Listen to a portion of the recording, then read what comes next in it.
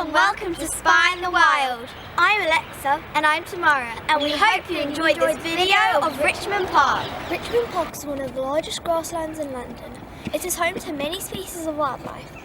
It has changed little over the centuries, although it is surrounded by human habitation, as it is one of the most important places in England for insects, animals and deadwood. Damaging deadwood can be harmful to this wildlife.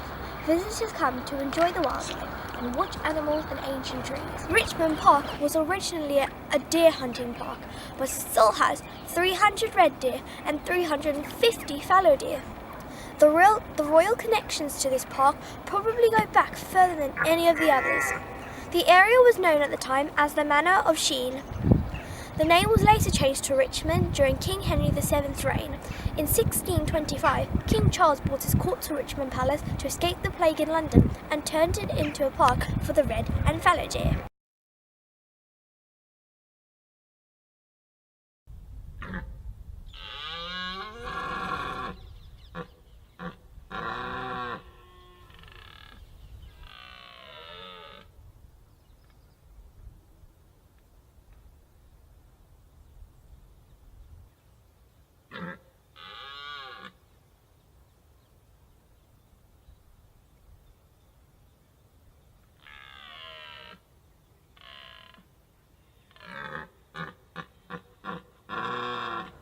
The descendants of King Charles's herd are still here where they roam free.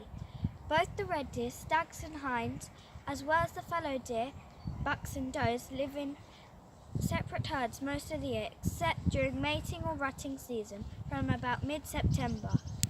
Male red deer are the largest land mammals in the United Kingdom, standing 107 to 137 centimeters tall and weighing 90 to 190 kilograms.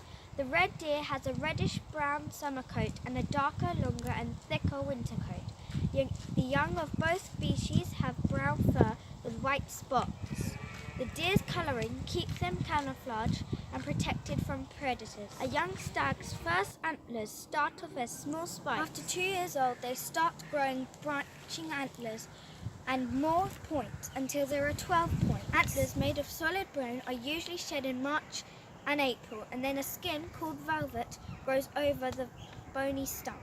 When a stag's antlers are fully grown, the blood supply to the velvet is cut off and the skin begins to die. The stag then rubs it off against branches and trees and eats it. After 2 years, buck grow palm-like antlers, and when they shed, the antlers will grow back bigger and more detailed each year. The size of the antlers depends on what the deer eats. Red and fallow deer graze on grasses, dwarf shrubs like heather and bilberry, as well as wood browse and tree shoots. These intelligent animals reach up on their hind legs to reach the leaves of low branches from oak, birch and rowan trees. Acorns, conkers and sweet chestnuts are an important part of their diet because this helps them store extra fat during winter. They eat twigs, ivy and lichen from trees when other food is limited in winter.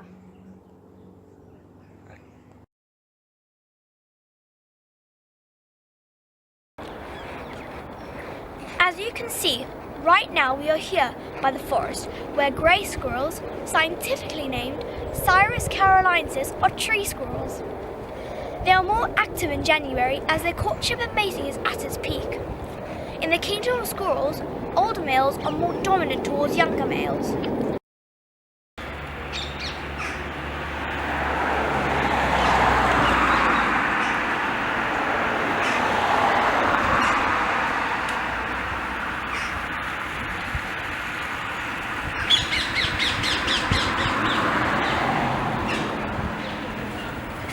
Females are generally submissive to males unless they will have litters when they will dominate an area when they need to feed. The squirrel has mainly grey fur, but it can have a brownish colour.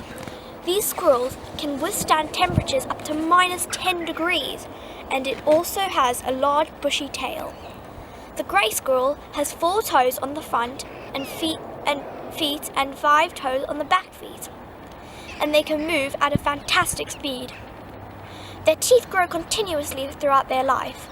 These amazing animals eat acorns, bulbs, tree shoots, buds, fungi, nuts and roots. They will occasionally take birds' eggs and baby chicks. Squirrels like to bury their food for later and can have as many as a few thousand stashes at one time. They are protective over their food and sometimes pretend to bury their food so they can trick other squirrels. They have remarkable memories and remember where they have buried their food. The eastern grey squirrel is one of the very few mammals that can descend a tree head first, and it does this by turning its feet so its claws on its hind paws point backwards. These vertebrates are about 30 centimetres and their tail is about 25 centimetres. They can weigh up to 600 grams. Their nest is called a dray, is made in trees. It is roughly round in shape and it is about 30 to 60 centimetres and is usually made up with moss, dry grass, twigs, bark and feathers to keep warm. They are more active during the day and they tend to avoid the heat in the middle of a summer day. Like other mammals, communicating among squirrels involves both vocal and posturing. Their squeak is similar to a mouse's squeak. Other ways of communicating include tail flicking, stamping their feet, and facial expressions are used to warn off other squirrels about predators. And before we go, we have something to say. Roses are red, violets are blue. We really enjoyed this trip and we hope you did too!